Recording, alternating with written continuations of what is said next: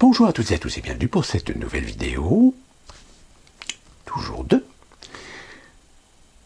Petite expérience personnelle, récemment j'ai jouté sur Twitter, je remets en contexte, j'avais commenté un tweet d'une personne qui montrait une vidéo de gens qui manifestaient. Alors ces gens, c'était des gens très clairement, alors je ne sais pas si c'était Civitas ou la Manif pour tous, c'était clairement des gens plutôt catholiques pratiquants, voire même radicaux, conservateurs, ultra-conservateurs, qui faisaient une manifestation contre l'avortement. Et les propos qui étaient tenus en commentaire de ce tweet étaient quand même très agressifs, à un tel point que, si j'arrive à le retrouver, je vous le mettrai ici, qu'à la limite, on imagine que si cette personne, on lui donnait les pleins pouvoirs pendant 5 secondes, il n'en faudrait que 2 pour qu'elle décide de faire embarquer tout ce petit monde et de les fusiller sur place. Et donc, j'avais commenté en soulevant quand même la question sur la liberté d'expression. C'est-à-dire, même si ces personnes ne sont pas d'accord, si ces personnes, nous ne sommes pas d'accord avec ce qu'elles pensent, la question est, est-ce qu'elles ont le droit d'exprimer leurs idées? Alors attention, exprimer leurs idées dans le cadre de la loi, c'est-à-dire ce que la loi autorise dans la liberté d'expression de dire et d'exprimer. Dans ce cadre, il n'y a pas dans la loi française d'interdiction de remettre en question ou de vouloir relancer un débat sur le droit à l'avortement. Alors attention, ne me faites pas dire ce que je n'ai pas dit, je ne suis pas un pro-catholique. C'est que pour ceux qui me connaissent, vous le savez que je ne suis absolument pas religieux et je ne peux pas l'être. Et donc je ne partage pas cette idée de vouloir remettre en question un droit fondamental, à mon sens, pour les femmes, d'avoir la liberté de choix d'avorter ou pas. Mais malheureusement, quand on est dans une société démocrate, quand on est dans une démocratie qui défend les libertés, la liberté d'expression comme la liberté de penser, c'est aussi accepter ses travers, c'est-à-dire les gens qui pensent avec excès. Et dans ce cadre, malheureusement, ces personnes s'exprimaient. Mais j'ai essayé de faire redescendre un petit peu ce tweet en essayant de faire prendre conscience à cette personne que, attention, je ne dis pas que ces gens ont tort ou raison, mais je dis simplement c'est qu'elles, tant qu'elles restent dans le cadre de la loi, elles ont le droit d'exprimer leurs opinions. Qu'est-ce que je n'avais pas dit? C'est-à-dire que moi j'ai essayé de lancer le débat sur la liberté finalement d'expression, donc liberté des pensées, liberté d'opinion et d'exprimer les opinions, mais je le rappelle, et je l'ai souvent rappelé dans l'ajout que j'ai fait, c'est dans le cadre de la loi, de ce qui existe dans la loi. Tout en mettant aussi le fait que la loi, elle est ce qu'elle est, qu'elle n'est pas parfaite. La loi n'est pas parfaite, pourquoi? Parce qu'elle dépend déjà de l'homme lui-même, dans ses structures, dans ses institutions, dans son système législatif, dans son système exécutif. Et là, je ne parle même pas des influences, des conflits d'intérêts, des lobbying idéologiques, commerciaux, politiques. Et il se trouve que dans cette joute, il y a un moment une personne qui a fait une capture d'écran d'un tweet que j'avais fait il y a à peu près 2 ans, en 2020, que je vous mets ici, vous voyez, je ne suis pas traître, je vous le mets, où j'ai exprimé l'idée que le mariage homosexuel, c'est-à-dire la loi sur le mariage homosexuel, le droit au mariage homosexuel, n'est pas né d'une intention de donner, par logique, une équité, un droit fondamental aux couples homosexuels au même titre que les couples hétérosexuels, mais que le mariage homosexuel a été voté par des pressions lobbying, c'est-à-dire par des pressions idéologiques. Mais c'était juste, à l'époque c'était un truc juste pour rappeler quand même, pour remettre les choses dans leur contexte. Tout comme aux États-Unis, pour la même raison. le mariage homosexuel avait été reconnu pour des intérêts politiques, pour du clientélisme politique. Et la preuve en est, c'est que ce fameux mariage homosexuel aux États-Unis, au final, il n'a pas servi à grand-chose, si ce n'est valider les pays qui voulaient le pratiquer, qui voulaient le faire, qui voulaient l'institutionnaliser, sans obligatoirement obliger les autres États à accepter le mariage homosexuel. Donc c'est pour ça que c'est vrai que les conversations qui ont eu lieu suite à la décision de la Cour suprême de supprimer le droit obligatoire à l'avortement, j'ai, dans 80% des cas, été confronté à des gens qui déjà ne connaissaient même pas et ne savaient même pas comment ça fonctionnait aux États-Unis, le principe des États, l'État fédéral, etc. Et j'avais, dans ces conversations, justement amené ma conversation sur le fait de regarder, par exemple, le mariage homosexuel. Le mariage homosexuel a été reconnu sous l'époque Obama, sauf que ce mariage homosexuel est en fait une facilité pour les États de tout simplement pouvoir intégrer ce droit dans leur constitution. Je rappelle, 50 États quand même, hein, c'est pas rien.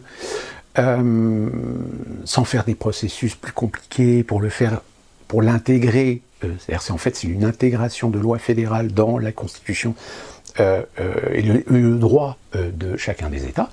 Mais cette loi n'obligeait pas des États qui refusaient de faire le mariage homosexuel de les obliger à le faire.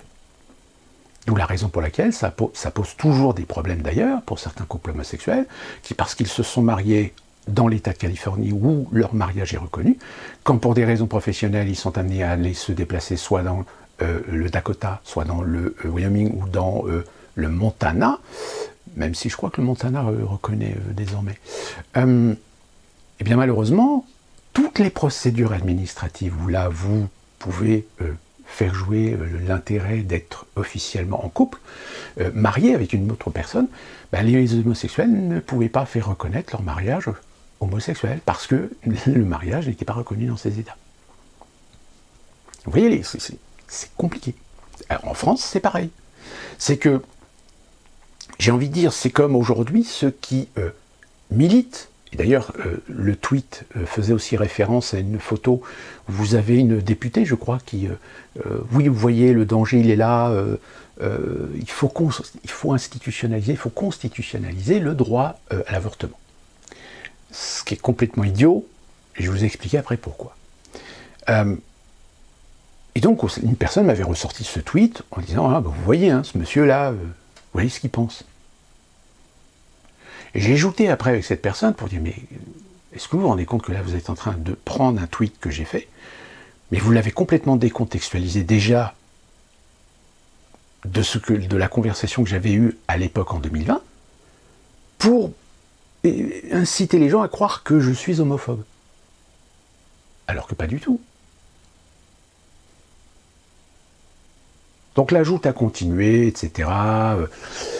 Bon, après, j'ai bien compris, cette personne était un couple, faisait partie d'un couple marié homosexuel, etc. Alors que dans mes propos, j'ai jamais remis en question le mariage homosexuel. J'ai simplement essayé de l'amener à l'évidence qu'il y a des fois, il arrive parfois, que vous ayez des faits, des événements du factuel qui n'est que en surface acquis, alors qu'en réalité, il n'est que les résultats, non pas de quelque chose qui aurait dû être logique, mais qui finalement l'a été que par des pressions. Et qu'à partir du moment où il l'a été par des pressions, ça veut dire que là, le processus démocratique a été corrompu. Tout à l'heure, je vous disais de l'institutionnalisation, de la constitutionnalisation du droit à l'avortement. Si jamais un jour vous rencontrez quelqu'un qui veut constitutionnaliser le droit à l'avortement, posez-lui la question. Dites, mais constitutionnaliser, ça veut dire que c'est quand même quelque chose d'important. Ben dans ce cas-là, si vous voulez qu'on constitutionnalise, même si ça ne sert à rien, puisqu'il y a déjà la loi existe déjà, qui protège le droit des femmes d'avoir accès à l'IVG, qui en plus de ça, avec une protection sociale adaptée, avec des accompagnements, ça ne sert à rien de le constitutionnaliser. Alors je rappelle, hein, cette idée est venue en France suite à ce qui s'est passé aux États-Unis. si vous les constitutionnalisez, eh bien dans ce cas-là, référendum. Puisqu'en règle générale, ceux qui veulent la constitutionnalisation du droit à l'avortement, c'est souvent des gens qui s'autoproclament être des démocrates, aimer la démocratie, etc. Eh bien, si vous aimez la démocratie sur un sujet qui touche la constitutionnalisation d'un droit, mettez-le à l'approbation du peuple. Un référendum. Ben vous allez voir la réaction qu'ils vont avoir. Elle va être rapide. Elle va être contradictoire. C'est oui, mais non, mais si on fait ça, ça sera non. De toute façon, on sait que les Français, la majorité, ils en ont rien à foutre. Alors attendez. Vous êtes des démocrates, vous défendez la démocratie, la liberté d'expression, le droit de vote, etc. Mais quand vous voulez constitutionnaliser quelque chose, vous voulez que ça soit fait parce que vous avez décidé que ça doit être fait, mais sans demander son avis au peuple. Il y a une contradiction quelque part. Et dans cette joute que j'ai eue avec cette personne, j'essaie de lui faire prendre conscience que la liberté d'expression, que ça vous plaise ou non, et qui plus est dans cet exemple que je vous ai nommé en début de vidéo, ces personnes, dont je rappelle, je ne partage pas du tout les idées, mais ces personnes, sur la vidéo elle est faite, elle est montée de telle manière à ce qu'on croit que, mais en réalité, c'est quoi? C'était à peine une centaine de personnes, même, allez, quelques centaines de personnes. Soyons larges. Qu'est-ce qu'ils représentent, ces gens? Rien. Ils représentent une infime minorité de gens qui partagent la même idée, etc., pour des raisons, des bonnes ou des mauvaises raisons, qui sont souvent des raisons culturelles, des raisons traditionnelles. Mais je pense qu'en grande majorité, en très grande majorité, les Français sont des gens libéraux, sont des gens démocrates, sont des gens républicains, et qui n'ont absolument rien contre le fait que des femmes ont le droit d'accéder à l'avortement. Qui plus est en France en particulier, où il y a des structures, où c'est structuré, c'est accompagné. Ça ne veut pas dire que c'est parfait, mais au moins il y a un accompagnement. Accompagnement physiologique, psychologique. Donc là-dessus, il n'y a pas à tortiller du cul pour chier droit, comme j'aime le dire très souvent, et d'ailleurs je pense que vous appréciez cette expression. Ces gens-là, ils peuvent manifester. Quel mal ils font. Sauf que nous sommes confrontés à des gens aujourd'hui qui croient posséder la vertu. La vertu de penser, de dire, d'affirmer ce qui est un droit de dire ou de ne pas dire. Ce qui est un droit de penser ou de ne pas penser. Alors évidemment, c'est un sujet sur lequel je suis déjà venu sur d'autres sujets, mais force est de constater qu'aujourd'hui, l'étau se resserre. L'étau se resserre sur la liberté de penser, la liberté d'expression. Et quand je dirais même la liberté d'expression, de remettre du débat, de remettre de la critique, de remettre de la perspective. Et bien même ça, aujourd'hui, vous avez des gens, même intelligents, et qui comprennent très bien la chose, mais qui se mettent en position de petits soldats vertueux, de petits soldats idéologiques, et qui essayent de faire en sorte de vous faire passer pour ce que vous n'êtes pas, parce que vous avez osé dire ou osé remettre une perspective sur un événement que certaines personnes veulent faire passer comme étant un fléau, une menace. J'irais même dire que même ces gens-là, si on donne satisfaction à leur volonté de faire disparaître ce qu'ils considèrent être les haineux, les fachos, les gens d'extrême droite, les homophobes, les islamophobes, les transphobes, allez, on élimine tout ça sur un claquement de doigts. Ben, ces gens-là, à un moment donné, ils finiront par s'emmerder parce qu'ils n'auront plus d'antagonisme et qu'ils vont donc en trouver ailleurs.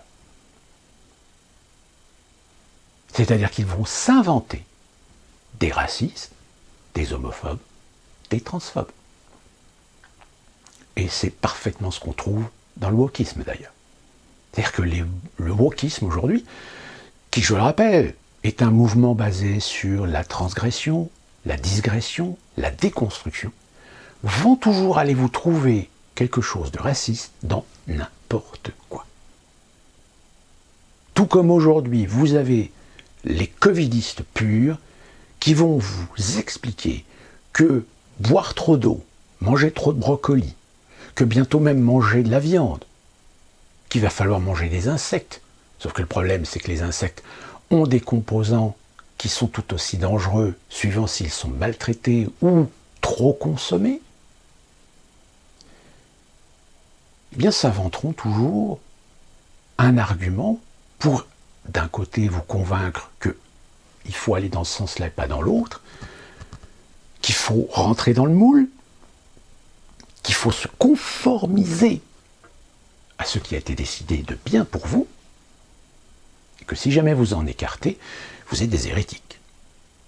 Et là, tout d'un coup, l'hérétique se trouve confronté, évidemment, à une inquisition. Bien force est de constater que, depuis quelques années maintenant, même si ça existait déjà avant, on assiste bien, et ça s'est très accentué depuis la pandémie, à de véritables inquisitions. C'est-à-dire qu'aujourd'hui, même des bots, même des algorithmes sont programmés pour vous foncer dessus dès que vous avez le malheur de dire un mot de trop sur une remise en question, une remise en perspective ou une recontextualisation. Ce qui fait d'ailleurs que, aujourd'hui, un des arguments bateaux, c'est que dès que, sans dire que vous partagez les idées d'une personne, mais simplement dire que quand on se prétend démocrate, quand on se prétend défendre la liberté d'expression, il faut bien admettre que ils ont le droit d'exprimer leurs opinions eux aussi. Ah oui, mais c'est honteux, c'est la haine. Mais les travers. Vous ne pouvez pas défendre la liberté d'expression, ou même les libertés d'une manière générale, sans accepter les travers. Le yin et le yang, le rouge et le noir. C'est comme ça que l'humanité a toujours fonctionné. Et parce que justement, il y a ces rapports de force. C'est ce qui fait évoluer la société. C'est ce qui, à un moment donné, impose à l'opinion, à un moment donné, de prendre conscience. Prendre conscience, à partir du moment où cette opinion est quand même un minimum cultivée, ou un minimum ayant les éléments essentiels de ce qu'est l'humanisme, de ce qu'est le droit, de ce qu'est la liberté, eh bien, penchera tout naturellement vers ce qui est notoirement le plus adapté, le plus concret, le plus acceptable pour la société. Donc à partir de là, sauf que force est de constater qu'on ne va pas du tout dans ce sens. Que dès que quelque chose qui sort du moule,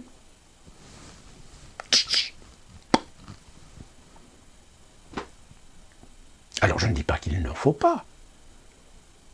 Les contrepoids doivent être attentifs, doivent surveiller, et voire même être accompagnés par la loi.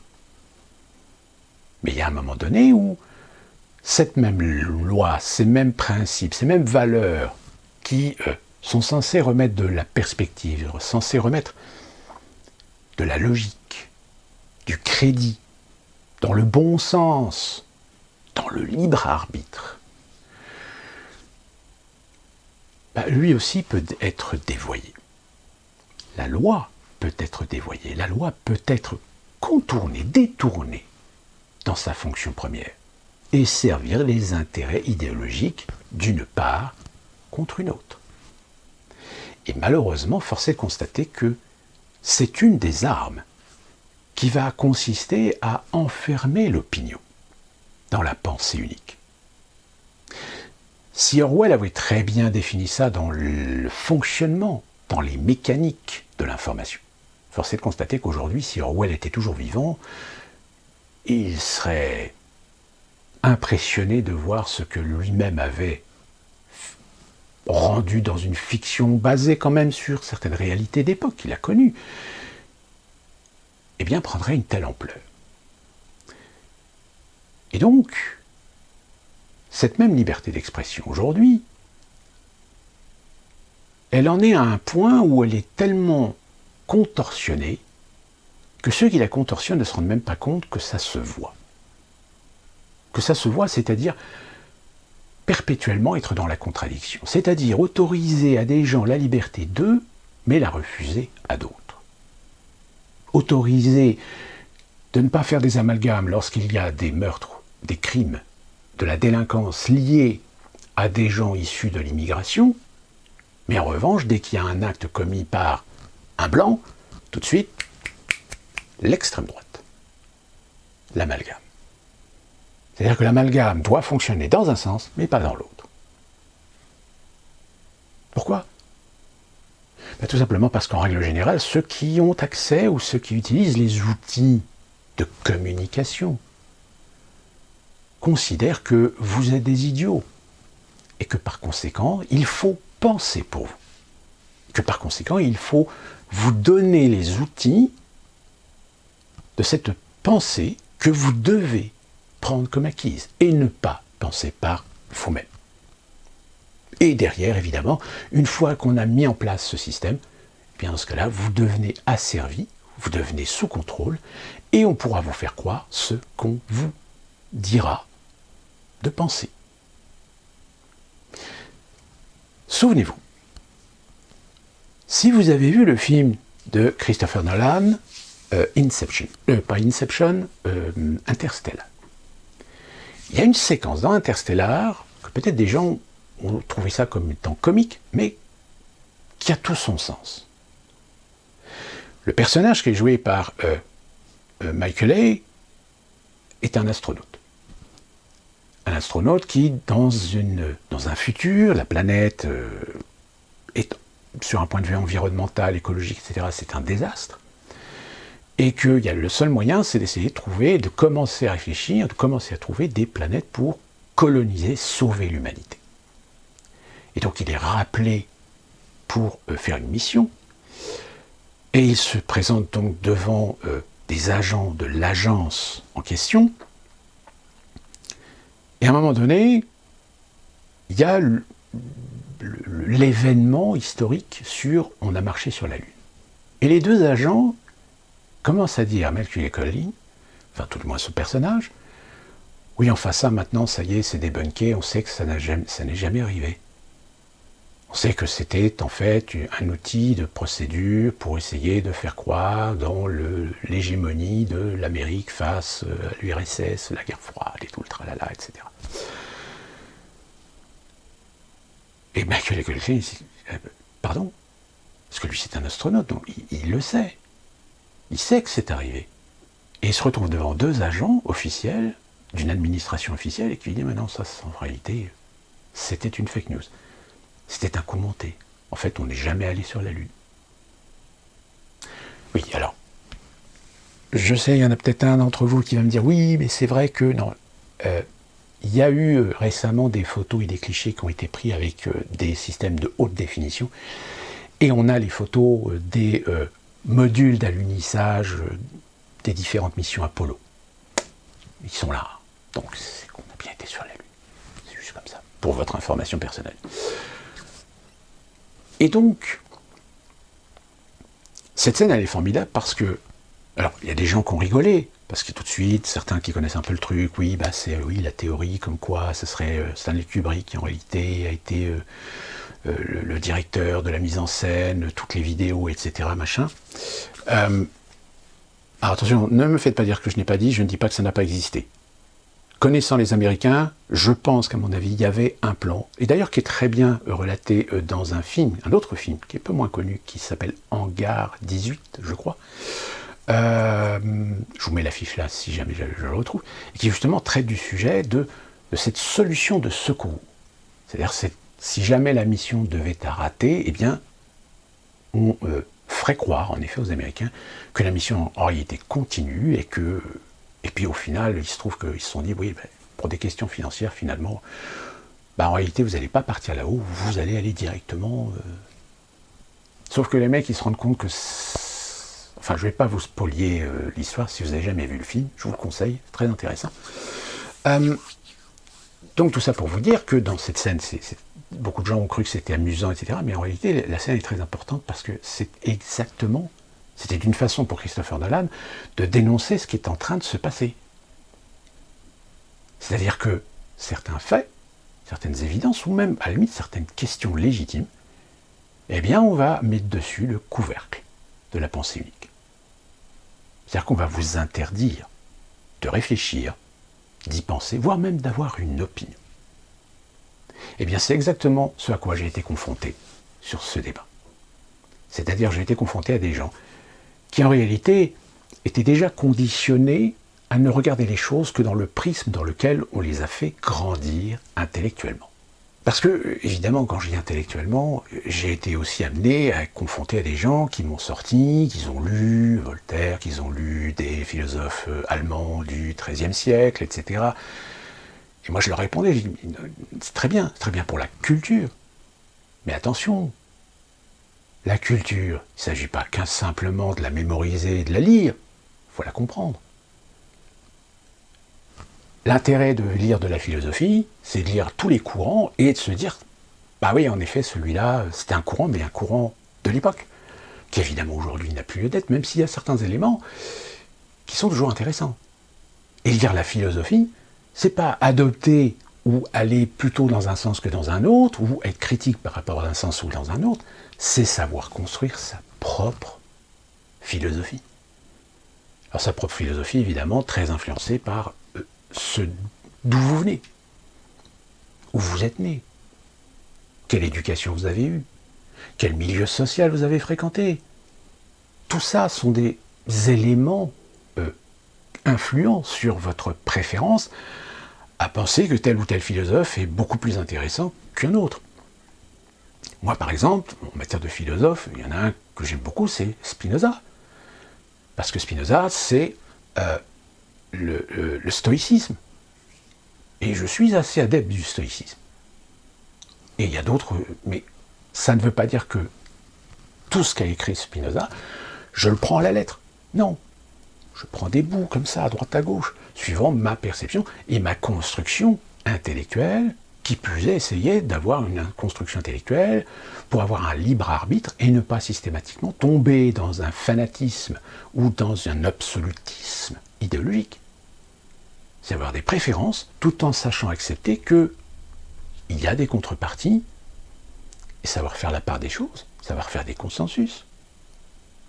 Et d'ailleurs, heureusement, sur Internet, on tombe encore sur des gens qui savent faire ces consensus, qui savent regarder les choses en face, qui en effet ont une préférence pour telle ou telle opinion, mais sont conscients que leurs opinions ne peuvent pas ou ne pourront pas être mises en application, ne pourront pas aller dans ce sens, parce que dépendant de structures, dépendant d'institutions, dépendant de sociétés, de phénomènes de société, qui fait que pour l'instant, ce n'est peut-être pas le moment, qu'il y a peut-être d'autres priorités. Ça ne n'empêche pas de défendre une position, mais de la défendre de façon, voilà, par des forums, par des livres, par des sites internet, et essayer d'être pédagogue, et ne pas prendre un burin et un marteau et enfoncer vos idées dans le crâne des gens. Ce que font en règle générale les écologies de salon. Eux, c'est ce qu'ils font. C'est qu'ils prennent la jeunesse, ils prennent le burin et le marteau, et voilà. Et c'est comme ça qu'il y a déjà une ou deux générations dans les jeunes qui sont convaincus de la merde qu'on leur a mis dans le cerveau. Et vous aurez beau discuter avec eux, il n'y a rien à faire. Pourquoi ? Parce qu'ils sont complètement cloisonnés. Cloisonnés au même titre que des gens croyants d'une religion. Je dis croyants, pas ceux qui ont la foi. En règle générale, ceux qui ont la foi savent quand même prendre de la hauteur et comprennent ce que les textes, comprennent ce que la philosophie de leur religion leur inculque. Et généralement, c'est souvent les gens les plus ouverts d'ailleurs, avec qui il y a quand même de la discussion. Mais les croyants plus souvent incultes d'ailleurs, les croyants qui s'autoproclament croyants, sans jamais avoir lu entièrement la Bible ou l'avoir lu sous influence de gens qui disent alors ce texte-là, ça veut dire ça. Ce texte-là, ça veut dire ça. Exactement comme l'islam. L'islam, vous avez des prêcheurs qui, eux, disent des versets, etc. Et en fait, retranscrivent les versets qui, évidemment, pour le commun des mortels, sont totalement incompréhensibles. Tout comme d'ailleurs, vous avez beaucoup de gens qui lisent certains poèmes ou lisent certains textes anciens, etc., mais qui n'y comprennent rien parce que la structure, parce qu'ils utilisent énormément de paraboles, de non-sens, de contresens, de cleuhules, etc. Si vous n'êtes pas, évidemment, enseigné, éduqué à ces techniques, à ces structures, bah, évidemment, le commun des mortels, il ne comprend rien. Donc il faut des gens pour vulgariser, mais vulgariser de façon honnête, de façon pédagogue. Ce que malheureusement, dans certaines religions, bah, ça en a manqué beaucoup. Et donc, à partir du moment où vous réussissez à conditionner, à laver du cerveau des gens, vous aurez beau essayer de leur faire la démonstration et voire même leur montrer A plus B, eh ben non. Même si certains à un moment donné se disent « Ah ouais, il a raison, mais je ne peux pas lui donner raison. Je ne peux pas. Sinon c'est tout mon univers idéologique qui s'effondre. Donc je dois le calmer, je dois le faire taire. Je dois donc le traiter, le cataloguer, l'étiqueter. De telle manière à ce qu'une fois que l'étiquette a fonctionné, eh bien plus personne n'ira voir cette personne, plus personne. Et c'est ce qui se passe très souvent. Par exemple, si je vous dis Dieudonné, ah ben, je suis sûr et certain qu'il y en a certains d'entre vous, c'est antisémite. Oui, il en veut un petit peu au sionisme. Mais jusqu'à preuve du contraire, le sionisme est une idéologie politique. Ça n'a rien à voir avec la religion juive ou les juifs en général. Enfin, oui, ça a à voir, puisque ça fait partie, c'est dans la communauté juive. Mais c'est comme si, justement, ces personnes qui manifestent contre l'avortement, ça veut dire que ces gens sont des catholiques, donc représentent tous les catholiques de France. Ben non, c'est dommage. Parce que ces gens-là, j'ai envie de leur dire, mais vous savez que vous avez des homosexuels qui sont catholiques. Voire même des homosexuels catholiques pratiquants. Comme vous avez des musulmans qui sont musulmans parce qu'ils sont nés musulmans, mais qui sont apostats. Enfin, apostats. Qui ne se considèrent plus comme musulmans, parce qu'à partir du moment où vous êtes apostat, donc ça veut dire que vous vous retirez, quoique, je ne suis pas certain que le fait d'être musulman, est-ce que musulman c'est obligatoirement religieux? Et c'est là le problème. Est-ce qu'un musulman est obligatoirement obligé de respecter les préceptes de la religion, les préceptes du Coran? Est-ce qu'il peut se considérer comme un athée au même titre qu'un catholique est athée? Je vous avais expliqué dans des précédentes vidéos, si vous avez été baptisé, vous êtes catholique. Mais être catholique, ça ne veut pas dire que vous êtes croyant. Vous pouvez très bien vous considérer comme athée, mais en étant baptisé, vous faites partie de la communauté catholique. Vous êtes reconnu comme un catholique, puisque vous êtes baptisé. Et bien, les musulmans, c'est pareil. Si vous naissez parce que vos parents sont musulmans, vous êtes musulman. Mais en France, vous avez le droit d'être musulman sans croire à la religion, sans croire en Dieu. Sauf que malheureusement, pour le Coran, pour les musulmans, religieux, croyants, jusqu'à preuve du contraire, on n'a jamais vu un catholique croyant tuer un catholique non croyant. Chez les juifs, je pense aussi qu'il n'y a pas des juifs croyants, voire même des juifs orthodoxes. Alors ça peut arriver, je crois que c'est arrivé un petit peu aux États-Unis et à Israël, parce que les orthodoxes, les ultra-orthodoxes sont quand même parfois un petit peu violents. Mais en France, j'ai pas souvenir que des orthodoxes ou ultra-orthodoxes ont tué des juifs parce que c'était des juifs athées. Ce qui n'est pas le cas chez les musulmans. Mais ça, pareil, c'est un autre débat. Donc pour revenir à cette polémique que j'ai malencontreusement générée dans l'esprit de certaines personnes, là où j'ai voulu essayer simplement de remettre de la perspective qu'en France on a la liberté d'expression et d'opinion jusqu'à temps qu'on reste dans le cadre de la loi, j'avais envie de dire à ces gens, je leur dis, mais dans ce cas-là, faites en sorte de faire des lois pour punir. Punir les catholiques qui font des manifestations contre l'avortement. Punir des manifestantes qui veulent manifester contre le voile islamique, puisque c'est une atteinte à l'intégrité d'une communauté religieuse en France. interdisons toute critique contre des gens issus de la communauté LGBT. Ben oui, parce que c'est pareil. Si vous êtes en face d'un blanc hétérosexuel, plus de 50 ans, si c'est un con, vous avez le droit de lui dire que c'est un con. En revanche, si vous êtes en face d'un blanc, d'une personne de couleur, d'une lesbienne ou d'un gay ou d'un transgenre, si jamais vous lui dites que c'est un con, c'est-à-dire que là vous vous adressez non pas à l'appartenance mais à la personne, ben, je ne suis pas certain qu'on ne vous traitera pas de raciste, d'homophobe, d'islamophobe, transphobe.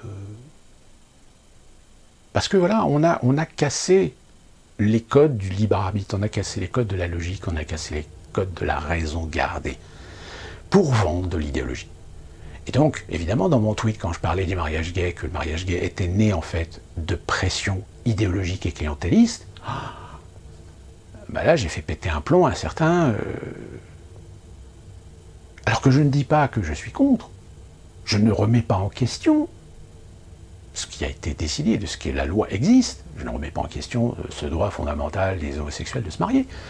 Je dis simplement, c'est qu'il faut remettre les choses dans leur contexte et ne pas balancer ça par-dessus l'épaule pour dire, bah, de toute façon, qu'est-ce que ça peut faire? Maintenant, c'est comme ça. Oui, c'est comme ça. Mais il faut comprendre aussi pourquoi c'est comme ça. Tout comme il faut comprendre pourquoi est-ce que les Russes ont attaqué l'Ukraine. Ah, parce que c'est Poutine. On vous dit que c'est Poutine. Parce que c'est Poutine, c'est un fou, c'est un malade. Ah, peut-être pas. Peut-être qu'il y a un historique. Peut-être qu'il y a des antécédents. Peut-être que aussi, à partir du moment où l'Ukraine a acquis son indépendance, peut-être qu'il y a des gens qui ont mis un petit peu d'huile sur le feu. Comprendre pourquoi est-ce que la France est la France. Ah, beau pays, la France. Pays à un peuple unique et indivisible. Bah oui, mais puis, pays, c'est quand même construit dans le sang. Puis là, vous avez un film qui va sortir, qui est un film produit par le Puy du Fou et puis Canal+, qui raconte l'histoire d'un opposant vendéen face à la Révolution française. Je crois que c'est Charette, qui est d'ailleurs le spectacle d'ailleurs du Puy du Fou, dont le film est inspiré. Ah ben alors là, je vous dis, qu'est-ce que vous croyez qu'il s'est passé? Bon, le film va sortir dans très peu de salles, je crois, une vingtaine de salles en France. Donc déjà, le film, il va avoir un petit peu de mal à faire sa place. Mais alors, les critiques de gauche, c'est parti, ben ouais, c'est Canal+, c'est Bolloré, donc c'est la fachosphère qui se fait ses films, etc. Bah oui, parce que le film, comprenez, met en exergue un personnage, un héros vendéen, quelqu'un qui s'est battu contre la République, la Révolution, la sacro-sainte Révolution française. Ah, rendez-vous compte, on fait un film sur un mec qui se bat contre des révolutionnaires, contre la République française, contre le droit du peuple. Puis surtout, évidemment, produit par des gens de droite, d'extrême droite, donc film facho. Donc, ces critiques disent, le film c'est de la merde, n'allez pas le voir, c'est un film de facho. C'est un film avec des fachos, fait par des fachos, etc. Et c'est les mêmes qui vous vantent et vous imposent la diversité. Alors la diversité dans leur sens, mais pas dans l'autre. La diversité d'opinion, est-ce qu'on a le droit? Ah non, seulement si vous restez dans ce que nous, on autorise à ce qui doit être pensé. Eh bien, pour terminer, j'ai dit à cette personne, je lui ai dit, voilà, il y a un moment donné où, quand vous refusez d'admettre le débat ou la polémique, bah, fatalement, au bout d'un moment, vous vous mettez dans un piédestal et vous regardez de haut des gens qui sentent bien que vous les regardez de haut, qui sentent bien que vous les méprisez. Et la méprise, au bout d'un moment, ça génère la frustration, la haine, la colère. Et au final, ce dont pourquoi vous croyez lutter, ben en réalité, vous en êtes les artisans, les fabricants. Sujet vaste. Je n'ai ici qu'ébauché que quelques éléments, mais on en reparlera certainement encore avec d'autres sujets. Et d'ici là, On se retrouve pour une prochaine vidéo. Portez-vous bien.